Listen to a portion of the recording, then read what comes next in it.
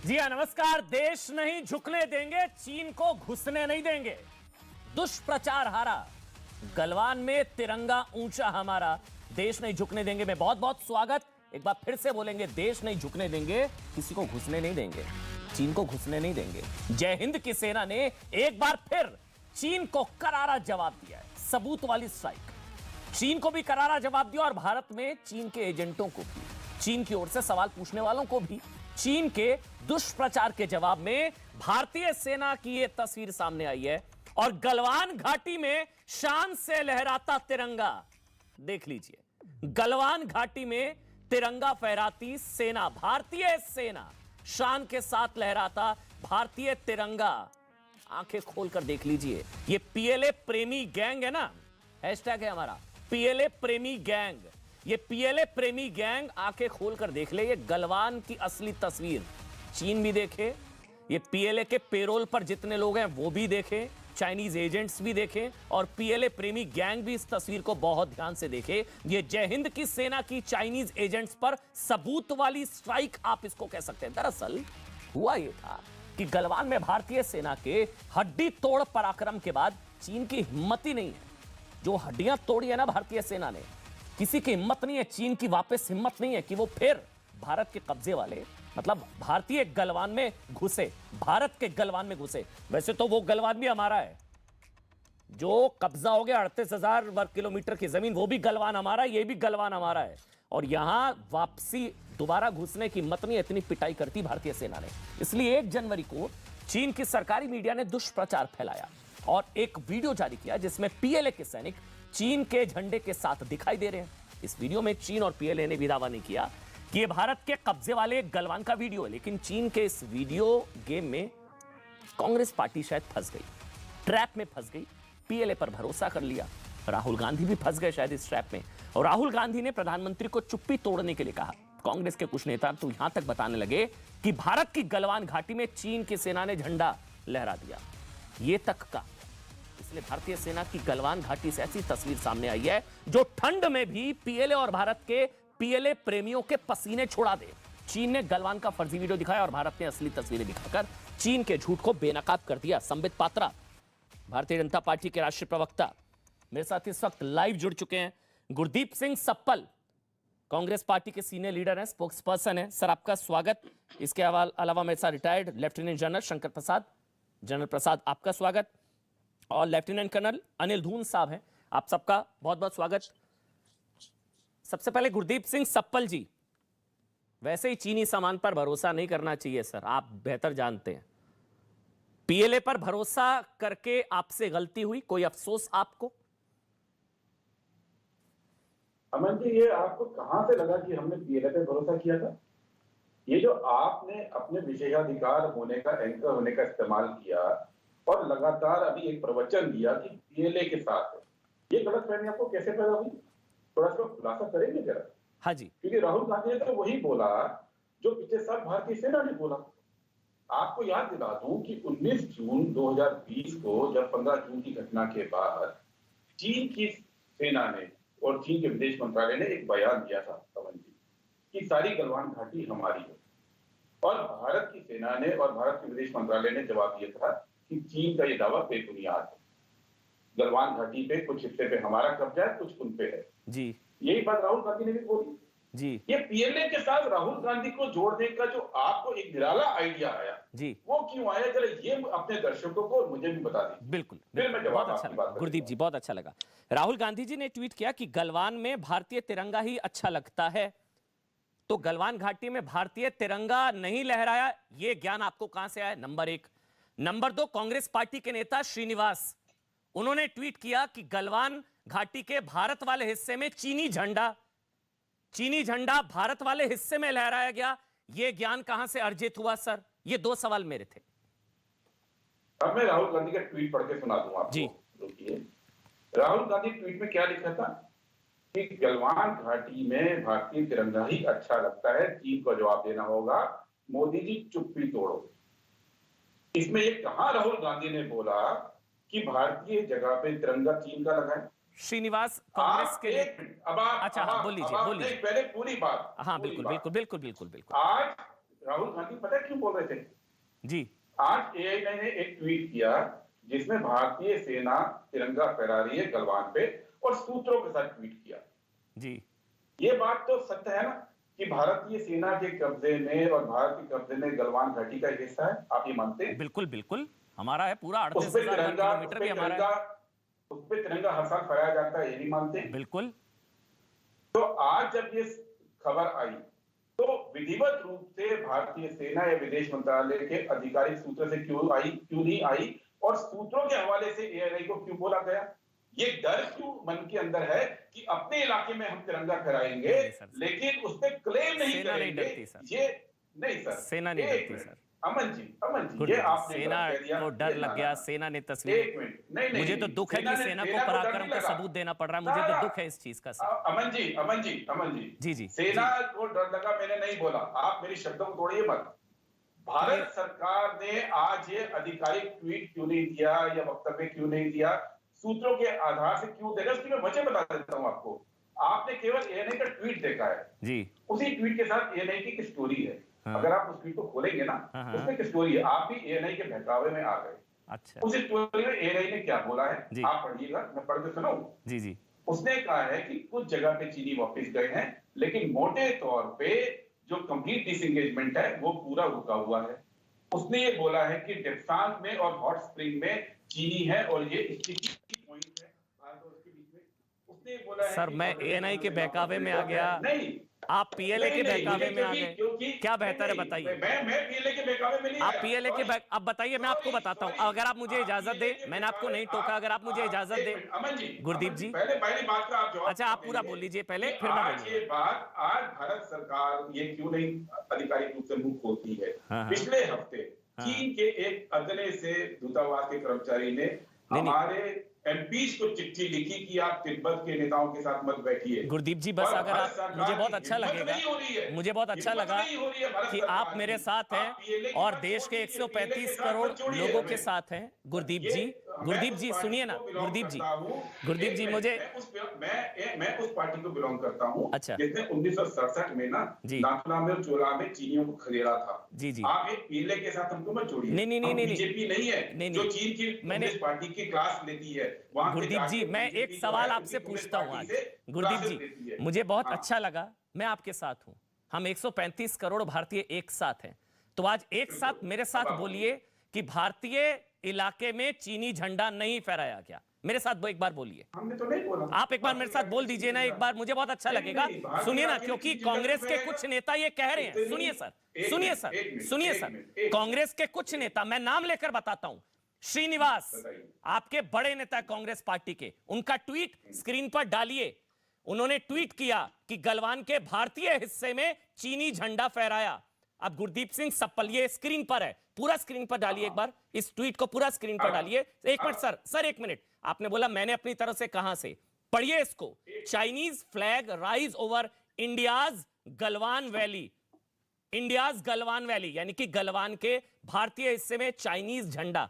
गुरदीप जी अब आप यहां पर बोलकर जाइए सर कि भारतीय हिस्से में तिरंगा नहीं फहराया गया और चीनी झंडा नहीं फहराया गया, चीनी झंडा। अब आप इसका जवाब मेरे से मत, अब मैं जो जवाब दूंगा ना उसको बीच में टोकिएगा नहीं। बिल्कुल सर, आपकी आदत है बीच में टोकते हैं, जनता तक आपकी आवाज जाती है, मेरी नहीं जाती। नहीं पूरा जा रही है सर, आपका ऑडियो बिल्कुल है सर। गुरदीप जी अभी आखिरी मीटिंग 10 अक्टूबर को हुई थी, कोर कमांडर्स की हुई थी। उसके अंदर जो झगड़ा चला, जिसपे अभी सहमति नहीं हुई, PP 15, patrolling point 15, patrolling point 10, 11, 11A, 12 और पेट्रोलिंग पॉइंट 13 पे जो चीनी घुसे थे लास्ट ईयर, वो वापस नहीं गए हैं। ये आप मानते हैं इस पे, हाँ या ना? नहीं खदेड़ दिया वापस। नहीं सॉरी मैं कोर कमांडर्स की प्रेस विज्ञप्ति से पढ़ रहा हूं। क्या आपको भारतीय सेना पे भरोसा नहीं है? गुरदीप जी ये भारतीय सेना पे भरोसा नहीं है? ये भारतीय हिस्सा है या नहीं है? नहीं जहां चीनी झंडा फहराया वो भारतीय हिस्सा है या नहीं है? नहीं आपको भारतीय सेना पर भरोसा नहीं है? सेना पर भरोसा है, पीएलए पर नहीं है, इसलिए कह रहा हूं कोई नहीं घुसा, ना घुसा था, ना घुसेगा, ना घुसने देंगे। मैं भारतीय सेना की जो 13वीं राउंड की मीटिंग हुई थी, India China core commanders level meeting, जी जो 10 अक्टूबर को हुई थी जी उसमें ये पीपी पॉइंट्स पीपी 15, पीपी 10, 11, अच्छा 11A, 12 और 13 मुझे से संबित पात्रा के चीनी पास जाना है, वापस मैं नहीं बताता हूँ इसका गए। जवाब, मैं दे देता हूँ एक जवाब, मिनट, आप दूं नहीं जवाब, नहीं, पहले दूं पहले मेरी जवाब। बात का जवाब वो दीजिए। आर्मी ने बोला था क्या वो बफर जोन है, क्या ये उसको वो एरिया ऑफ जगह डिफरेंसेस है? कहा जाता है, उसके लिए border defence cooperation agreement 2013, border defence cooperation agreement 2013, उसको buffer zone area of differences कहा जाता है सर। ये आर्मी ने ही सर, बताया था, आप मेरे से बेहतर अब जानते एक हैं। मिनट, अब बस मुझे अब बता एक दीजिए, मिनट। मुझे संबित पात्रा के नहीं पास नहीं, जाना है अब सर। आप ये अब भारतीय आप इलाके में इसका जवाब- भारतीय अमन इलाके में जी, चीनी झंडा था अमन या जी, नहीं? अच्छा अमन सर, जी, हाँ हाँ, आपने बहुत बड़ा गलत बयानी कर दी अभी अभी। अच्छा जो एरिया ऑफ परसेप्शन है वो working mechanism for consultation and coordination of India China border affairs WMCC में डिस्कस होता है। जो कोर कमांडर की मीटिंग हो रही है जिसमें कि 13 मीटिंग हो गई है, WMCC की 23 मीटिंग हुई है, कोर कमांडर की तो 13 मीटिंग हुई है, आखिरी मीटिंग 10 अक्टूबर को हुई है जिसमें चीन ने इन जगहों का जिनका मैंने नाम लिया है वहां से वापस जाने से मना कर दिया है, ठीक है जिसमें सर, मतलब भारतीय चीन अभी घुसा विदेश हुआ है, मंत्रालय ने ठीक है खेद किया है और ठीक है वो जगहें भारतीय विदेश मंत्रालय के अनुसार और भारतीय सेना के अनुसार ठीक है सर, अब चीन के कब्जे में है। ठीक है ये सर, पहले ठीक है अपने सर, दर्शकों को क्लियर कीजिए। नहीं ठीक ठीक है सर, नहीं, नहीं नहीं, आप तो गलत- ये भारतीय आप- इलाके आपको में चीनी इतना- झंडा आ आपको गया इतना है, ठीक आपको है, इतना दर्द नहीं हो रहा है कि भारतीय आप इलाके में भारत चीनी की झंडा जगह आ गया चीन के सर, कब्जे ठीक है, में चली गई। मुझे आपने नहीं, आपको दर्द नहीं हो रहा नहीं नहीं, है। ये दर्द आप ये फील्ड अभी पे जा रहे हैं।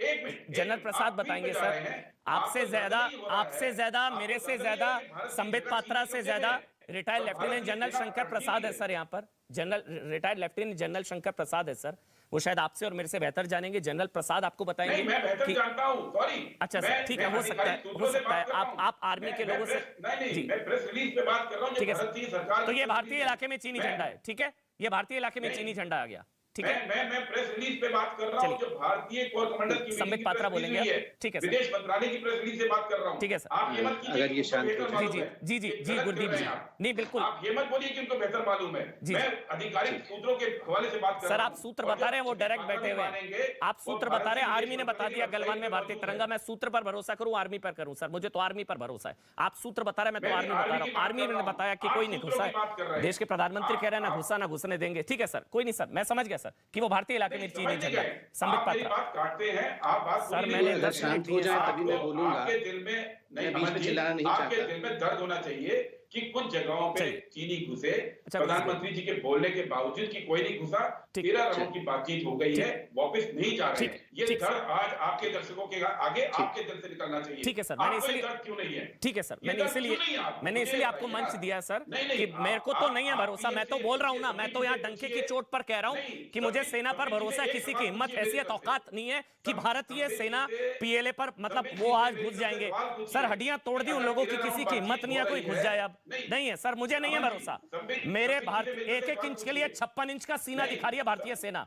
संबित किसी जी की से हिम्मत मेरी तरफ से हैसियत सवाल औकात नहीं है पूछिए। सर, अब नहीं घुसेंगे वो, अमन उनकी जी, हड्डियां तोड़ दी अमन गुरदीप जी, जी।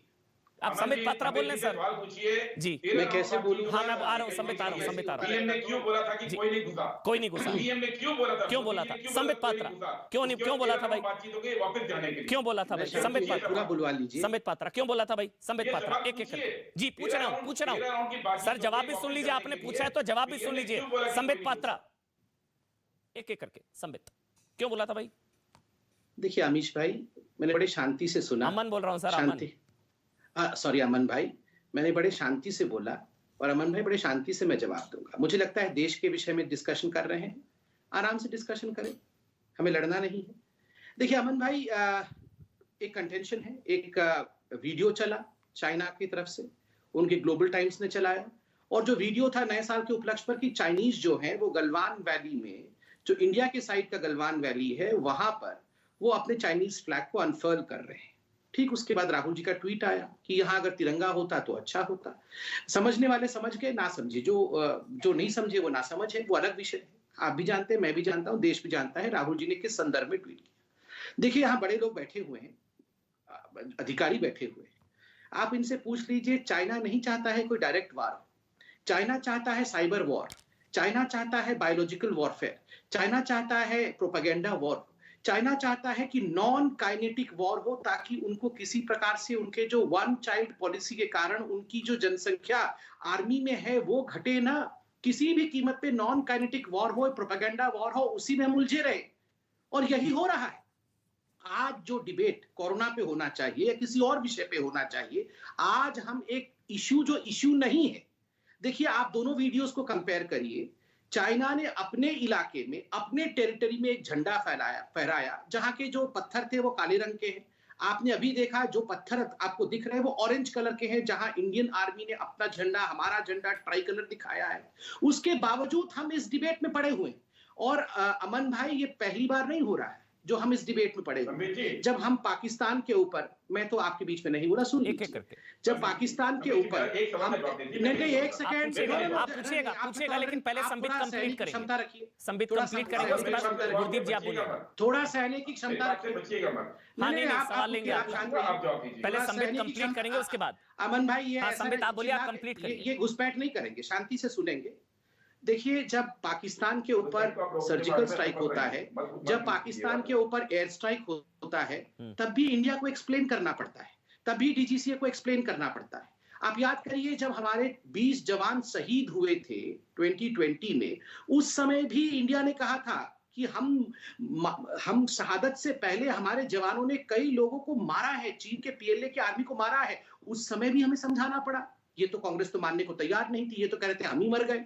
हॉस्पिटल में जब हमारे लोग हॉस्पिटलाइज थे, आर्मी के जवान जब हॉस्पिटलाइज थे, जब आर्मी के जवान हॉस्पिटलाइज थे, तो कांग्रेस पार्टी ने ट्वीट किया, ये तो नकली वीडियो है, ये नकली वीडियो है, ये हॉस्पिटलाइज नहीं है, इनमें से ये सारा कुछ फैब्रिकेटेड वीडियो इंडियन आर्मी ने और बीजेपी ने डाला है। जब प्राइम मिनिस्टर देखने गए थे, आपको याद होगा।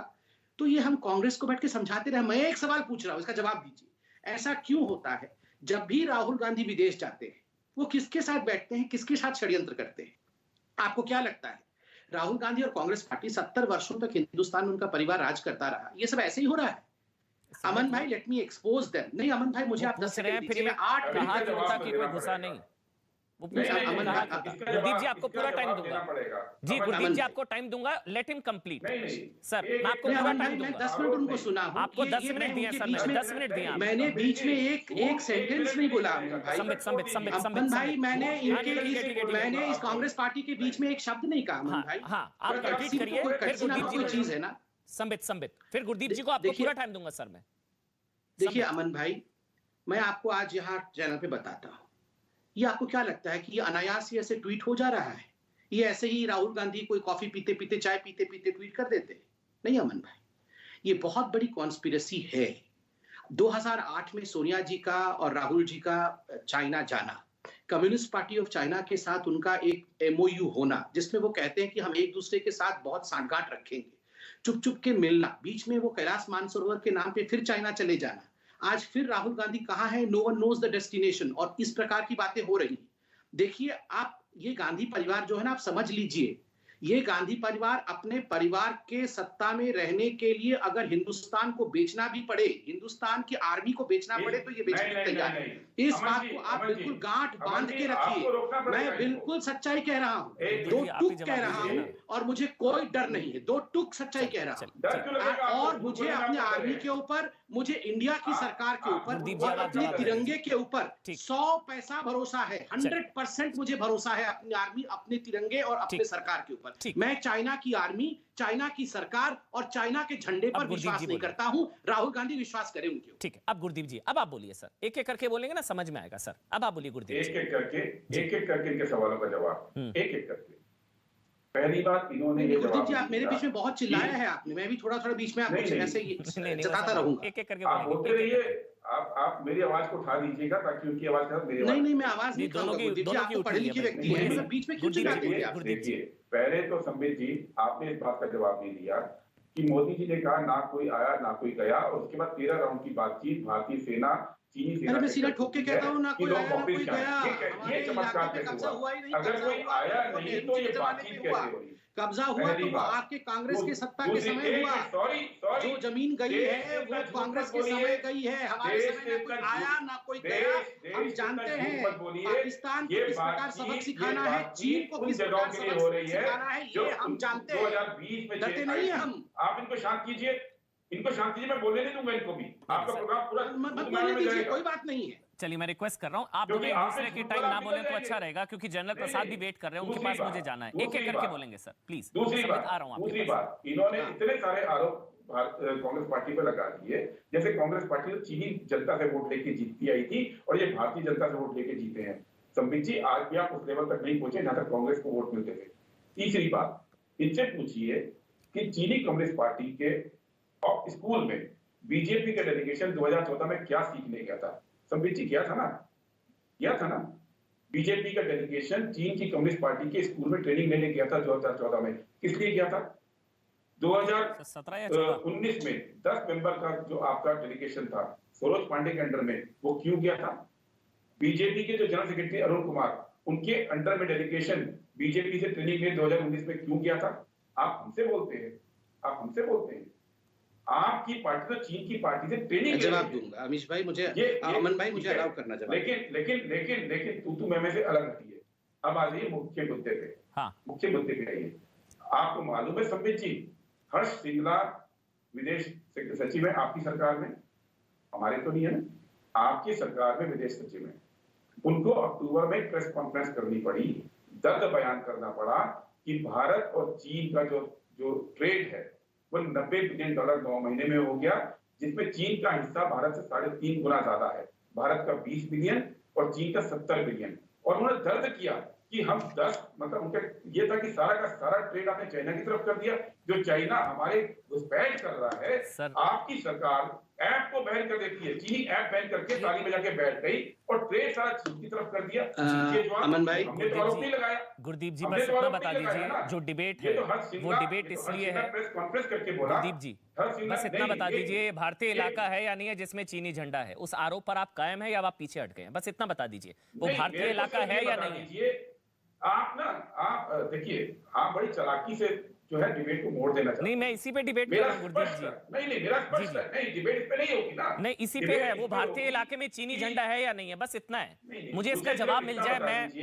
मुझे सिर्फ इतना बता दीजिए, ये भारतीय इलाके में चीनी झंडा है या नहीं है, बस ये बता दीजिए सर। 2020 के बाद PP 10, 11, 12, गुरदीप जी 15 और 13, 1 मिनट, वो आप इधर या आप बता दीजिए, भारतीय इलाके में चीनी झंडा आया नहीं आया, बस इतना। मुझे ये बता दीजिए, मुझे इतना भारतीय इलाके में चीनी झंडा आया नहीं आया, बस इतना। नहीं, मुझे इतना बता दीजिए आप, इतना बता दीजिए। सर मैं सवाल पूछ रहा हूं, भारतीय इलाके में चीनी झंडा आया नहीं आया?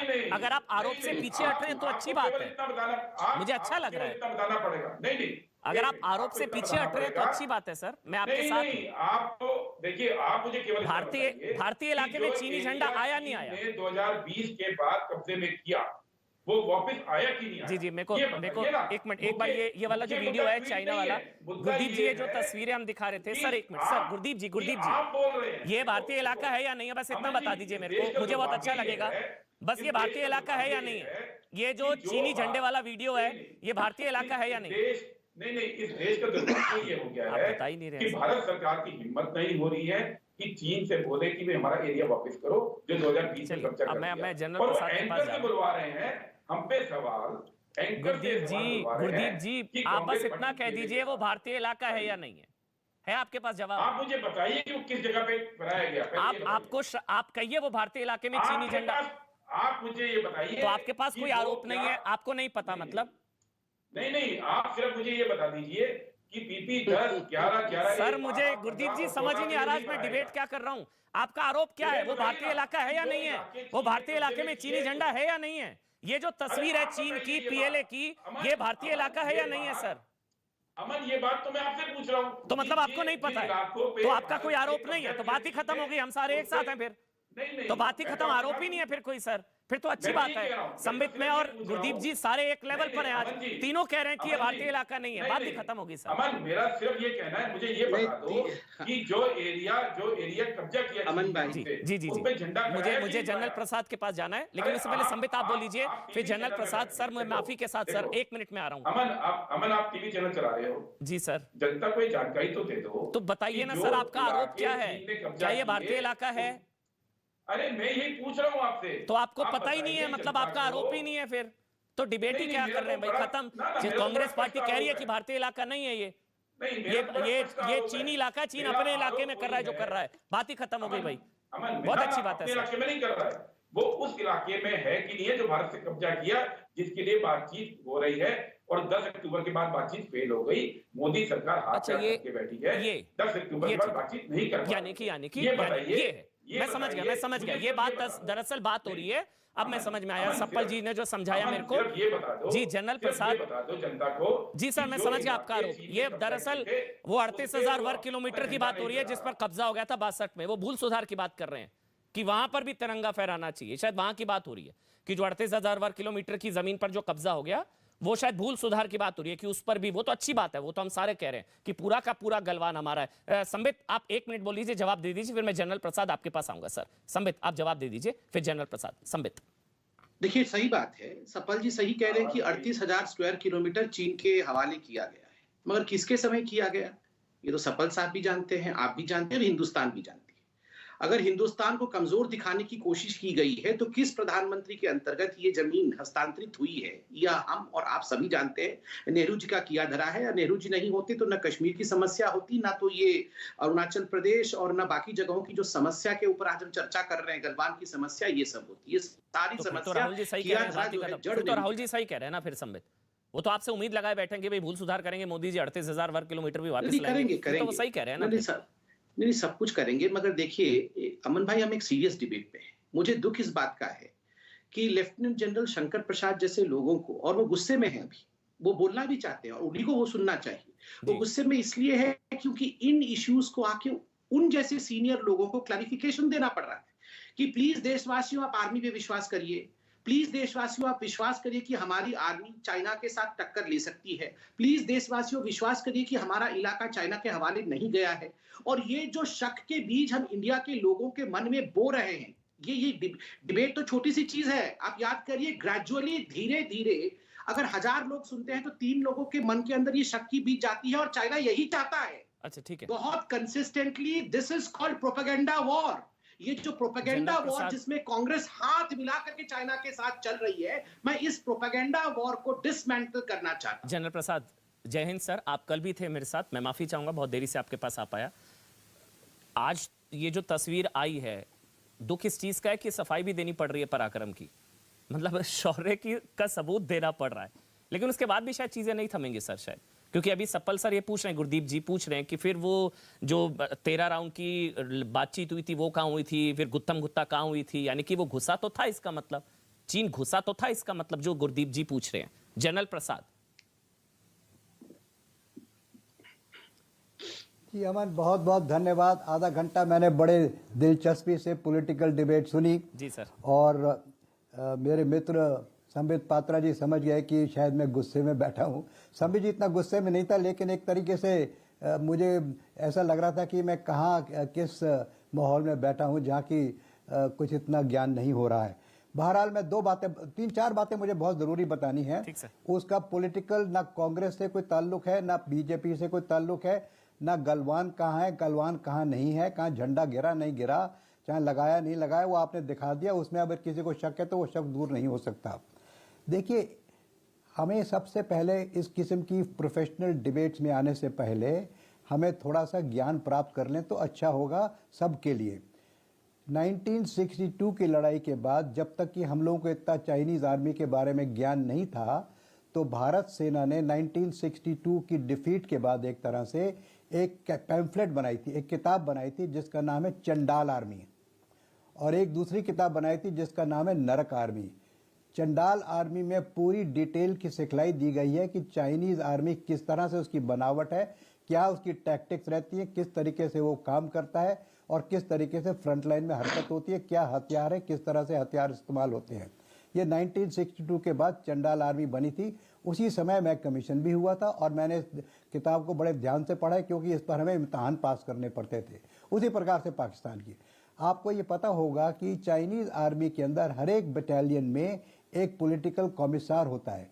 पॉलिटिकल कमिश्नर का सिर्फ एक ही टास्क होता है कि वो पॉलिटिकली जो एजेंडा उसकी सरकार का है, जो कि शी जिनपिंग की सरकार का है, उसको आगे फॉरवर्ड करे, उसको आगे बढ़ोतरी दे और आर्मी को उसी तरह से चलाए जिस तरह से कि वो पॉलिटिकल पार्टी चलाना चाहती है।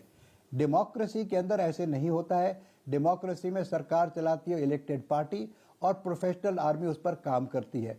वो हमारे यहाँ कोई पॉलिटिकल कमिश्नर नहीं आता, चाहे आर्मी कमांडर हो, चाहे प्लेटून हो, चाहे कंपनी हो, कोई पॉलिटिकल इंटरफेरेंस नहीं होता है। टास्क मिला जाता है, टास्क को मुकम्मल किया जाता है, चाहे कोई भी सरकार हो, ए पार्टी की हो, बी पार्टी की हो, वो हुक्म आता है, उसको मुकम्मल किया जाता है। तो ये चीज़ सबसे पहले मेरी राय ये है कि जितने पॉलिटिकल कमेंटेटर्स आते हैं, एक दफ़ा चंडाल आर्मी की किताब को ज़रा पढ़ लें, जिससे कि उन्हें पता रहे कि चंडाल आर्मी किस तरह से काम करती है। तो अब यह बात है आज के बारे में, और ये एक्साइज चिन्ह की तो बात करना बेकार है, क्योंकि ये तो सबको मालूम है, जितने आपके पैनलिस्ट आज आए हैं, कल आएंगे और परसों आएंगे, तो सबको पता है एक्साइज चिन्ह की क्या हाल है। 1950s के टाइम में जबकि वहाँ सड़क बन रही थी, शुरुआत हुई थी, उस समय भारत सेना ने विदाउट पॉलिटिकल अप्रूवल 2-3 पेट्रोल भेजे थे वहाँ देखने के लिए कि वहाँ सड़क किस तरह से बन रही है। जब आके सड़क की रिपोर्ट दी गई थी उस जमाने में, तब भी सरकार ने उसको नहीं ध्यान दिया, उसको छोड़ दिया। तो अगर उस समय भी जब सड़क बननी शुरू हुई थी, जो हमारी पेट्रोलिंग पार्टी ने रिपोर्ट दी है, उस पर अगर उस समय काम हो जाता तो ये हरकत आज होती ही नहीं थी। इसमें एक लास्ट सेंटेंस ये कहूँगा कि हमारे पास इस समय 7, 8, 10 मेरे ख्याल से एक्चुअल लाइंस ऑफ कंट्रोल हैं। अगर आप नक्शे पे देखें, और मैं नक्शा आपको दिखाना नहीं चाहता इस समय, ना मेरे पास है, कि उसमें लाइनें देखें तो कभी लाइन यहाँ आती है, कभी लाइन यहाँ जाती है, कभी यहाँ आती है, कभी यहाँ आती है, कभी हमारी लाइन यहाँ है, कभी उनकी लाइन यहाँ। सो आज की तारीख में भी ये किसी को नहीं मालूम कि एक्चुअल बॉर्डर कहाँ पर है। और जब राजीव गांधी गए थे चाइना में, तो उन्होंने ये कहा कि बॉर्डर की बात को भी छोड़ दो, बाकी ट्रेड वगैरह में बात करते हैं। तो बॉर्डर की बात वहीं पड़ी हुई है। और बॉर्डर क्यों नहीं सेटल हो पा रहा? क्योंकि चाइना उसको सेटल नहीं करना चाहता। तो वो बिना ही लड़ाई करके उसको अपनी जो चाहता है उस तरह से बॉर्डर बनाना चाहता है। वो सुन लो बेटा, सुन लो बेटा, बफर जोन का मतलब बताता हूँ अलग से। नहीं, बफर जोन नहीं है ये। बफर जोन का मतलब कुछ और होता है। बफर जोन वो, अच्छा चलिए, बफर जोन की आपने बात कर दी। देखिए, ऐसा है कि चाइनीज आर्मी एक जगह थी और इंडियन आर्मी एक जगह थी। दोनों ने अपनी पोजीशनें कुछ बदली करने की कोशिश की। जब वो हरकत सामने आ गई तो उसमें बातचीत हुई, समय लगा, विड्रॉल हो गया। वो अपनी लाइन ऑफ परसेप्शन पे चले गए, हम अपनी लाइन ऑफ, ये परसेप्शन लाइंस हैं। ये नहीं कि अगर आप ये कहते हैं कि चाइनीज ने इंग्रेस कर दिया, वो गलत होगा, क्योंकि हमारी परसेप्शन लाइन तो कहीं और है, उनकी परसेप्शन लाइन कहीं और है। तो उस बात को तो छोड़ दीजिए आप। बहरहाल बात यह है कि जिस तरीके से हरकत हो रही, बफर जोन की बात चाहते हैं। बफर जोन क्या होता है? जब दो आर्मीज कांटेक्ट में आ जाती हैं किसी वजह से भी, तो उस समय बातचीत से उसको अलग किया जाता है, जिससे कि बात आगे न बढ़े। उस समय ये इसलिए किया जाता है जिससे कि कहीं वारदात ना हो जाए। इसलिए किया जाता है कहीं मार पिटाई हो गई तो लड़ाई बढ़ ना जाए। तो बफर जोन क्रिएट होता है। अब बफर जोन गलवान में क्रिएट हुआ। जब क्रिएट हो गया और दोनों साइडें अपनी अपनी जगह वापस चली गई, वो जो इलाका बीच में रह गया उसको कहलाता है buffer zone of Galwan valley. अब जब इंडियन आर्मी भी चली गई, चाइनीज आर्मी भी चली गई, उसके बाद जब फैसला हो गया, एग्रीमेंट हो गया, तब चाइनीज आर्मी ने दोबारा उस इलाके में आना शुरू कर दिया। जो इलाका बीच में रह गया उसको कहते हैं बफर जोन। बफर जोन में जब वो आए तो उस समय उन्होंने एक तंबू लगाया, कोई और इंस्टॉलेशन लगाया। तो भारत सेना ने कहा कि भाई साहब, इसको हटाइए यहां से, तो गलत है, तो बफर जोन में आपने लगा दिया। कल तो आपने इसके बारे में एग्रीमेंट किया था, आज यह कैसे आ गए आप? तो उन्होंने फिर मुठभेड़ शुरू हो गई, हाथापाई शुरू हो गई। हाथापाई में हमारे 20 जवान देश की रक्षा के लिए, एक शान और मान के लिए उसमें लड़ने को तैयार हो गए। बिना हथियार के नंगे हाथों से 100 चाइनीज को मार दिया। उनके बड़े बड़े योद्धा लोगों को नदी में फेंक के उनकी लाशें मिलना मुश्किल हो गया। चाइना मानने को तैयार नहीं कि 100 व्यक्ति हमारे डेड हो गए। आखिर में मानना पड़ा। उसकी कब्रें भी हमने देखी है जहां पर उनकी कब्रें रखी। बहरहाल बफर जोन का मतलब यह होता है कि when there is contact and then you remove that contact by negotiation, जो बीच में इलाका रह जाता है उसको बफर जोन कहते हैं। अब आप सुन लीजिए कि ये झंडे की जो बात हो रही है, देखिए बफर जोन में चाइना की हिम्मत नहीं आ जाए दोबारा। अगर बफर जोन के अंदर चाहे गलवान हो चाहे कहीं और हो, अगर आया तो 100 लाशें फिर मिलेंगी, चाहे हमारी 20 जाए ना जाए, उसमें कोई डाउट नहीं है, कोई शक नहीं है किसी को भी। भारत सेना लड़ने के लिए तैयार है, जान देने के लिए तैयार है देश के लिए। इसमें कोई डाउट किसी को हुआ तो वो डूब मरे इस दुनिया में। आज भी अगर किसी बफर जोन में कोई आया, चाहे गलवान हो चाहे कहीं और हो, उसकी हड्डियां तोड़ तोड़ के नदी में फेंक दी जाएंगी। इसमें किसी को शक नहीं होना चाहिए। तो ये बात अगर बफर जोन में आता है तो हड्डियां तोड़वा के जाएगा, चाहे हमारी भी टूटेंगी, मैं मानता हूं, लेकिन जान देने को तैयार है भारत सेना। और इस भारत सेना के ऊपर सवाल उठाना मैं समझता हूं बहुत अच्छा नहीं है। आपने आज ये सिचुएशन क्रिएट कर दी कि भारत सेना को अपना झंडा दिखाना पड़ रहा है वहां पे। मुझे इसमें बड़ा दुख हो रहा है कि हमारी बात जो कल हुई, परसों हुई, उस पर हमने पूरा समझाने की कोशिश की। मैं आपके चैनल में था कल, आपको समझा रहा था कि भैया ये बफर जोन का पुराना किस्सा है, चाइना ने गलवान में आने की हिम्मत नहीं है, कहीं पीछे बैठ के कुछ अपने झंडे वंडे दिखा रहा है, दिखाने दो। और मैंने ये भी कल आपसे कहा था, मैंने अब ये भी कल आपसे कहा था कि ये झंडे जो दिखा रहा है ये अपनी पॉपुलेशन के लिए दिखा रहा है, इससे हमें प्रोपेगेंडा वार में कोई फर्क नहीं पड़ रहा, ये साइकोलॉजिकल इफेक्ट हम पर नहीं हो रहा। देखिए आप अच्छा सर, आप बोलिए सर, बिल्कुल। देखिए इसके अमन खत्म करने दीजिए प्लीज, आपने मेरे को आधा घंटा वेट कराया, मुझे खत्म करने दीजिए। देखिए इस किस्म की बातें जो होती हैं ये बिल्कुल नॉन नेगोशिएबल हैं। आपने एक समस्या खड़ी कर दी कल कि एक भारत के फौजियों को वहां जाके झंडा दिखा के फोटोग्राफ भेज के आपको दिखानी पड़ी। बिल्कुल सही कह रहे हैं, यानी कि हम हर एक चीज का आपको सबूत देंगे तभी आप मानेंगे, हमारी बात नहीं मानने को तैयार हैं आप। सही कह रहे हैं लेफ्टिनेंट कर्नल। ये कहाँ की इज्जत है हमारे लिए जब हमारे लोग मरने को तैयार हैं, अब हमारी बात मानने को तैयार नहीं है। ब्रेक पर जाना उससे पहले लेफ्टिनेंट कर्नल संबित जी आप बताइए इनको कि इसमें क्या परेशानी है। लेफ्टिनेंट कर्नल अनिल धून है, मैं एक बार उनका कमेंट ले लूं फिर मैं ब्रेक पर जाऊंगा। कर्नल धून, मतलब फिर ये कहना गलत नहीं है कि कोई नहीं घुसा? Okay Aman ji sir. अभी तक मैं बड़ी आराम से बोलिए सर, तसल्ली से और बड़ी शांति से पूरी डिबेट अभी तक मैंने सुनी है। मैं आपको एक चीज शुरू में ही बताना चाहता हूं कि ये जो डिबेट है इसमें दो एंगल हैं, एक पॉलिटिकल और एक मिलिटरी। जो मिलिट्री एंगल है उसको हम पॉलिटिक्स के साथ मिक्सअप ना करें तो ज्यादा बेहतर हो। अब मैं आता हूं गलवान पर। अभी सिर्फ और सिर्फ मैं मिलिट्री की बात करूंगा। गलवान में जो हुआ वो हम सबको मालूम है। अगर चाइना घुसा नहीं था तो हमारे 20 जवान शहीद हो कैसे गए? क्या वो चाइना की टेरिटरी में गए थे? अगर गए थे तो निहत्थे क्यों थे? हथियार क्यों नहीं थे उनके पास? उस चीज का जवाब आज तक किसी ने नहीं दिया। रही बात अभी की ये झंडा फहराने की, तो अगर चाइना इंडिया की टेरिटरी में घुसा था और वो वापस अपने उस जगहों पे नहीं गया जो वो अप्रैल 2020 के समय पे थी, तो आप उस एरिया को हिंदुस्तान का एरिया कहेंगे कि चाइना का एरिया कहेंगे कि चाइनी ऑक्युपाइड कहेंगे कि जो भी उसको आप नाम दें। हो सकता है ये झंडा चाइना का 100 किलोमीटर चाइना के टेरिटरी के अंदर कि उन्होंने एक प्रोपेगेंडा के लिए किया हो जी, लेकिन पॉइंट इज कि अगर ये झंडा एक इशू बन रहा है तो ये इशू कोई मिसप्लेस्ड सेंस ऑफ सिक्योरिटी के कारण नहीं हो रहा है। This is out of sheer concern and the concern is very big. Aksai Chin की बात हुई, संबित पात्रा जी ने 62 का जिक्र किया, तो मैं आपको ये भी बताना चाहूंगा आपके माध्यम से आपके व्यूअर्स को कि 1962 में हम लड़कर हारे थे।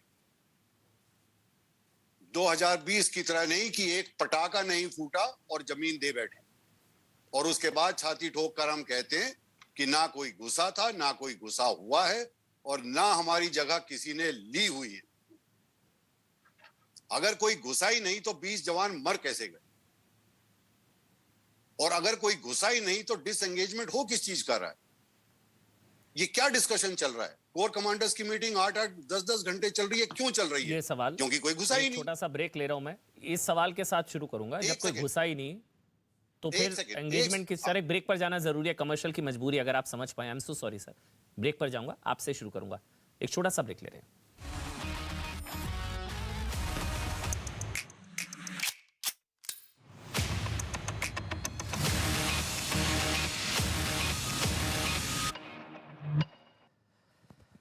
देश नहीं झुकने देंगे, चीन को घुसने नहीं देंगे। मेरे साथ अब retired lieutenant general BS Jaswal ji हैं, former army commander northern command के। सर आपका स्वागत है।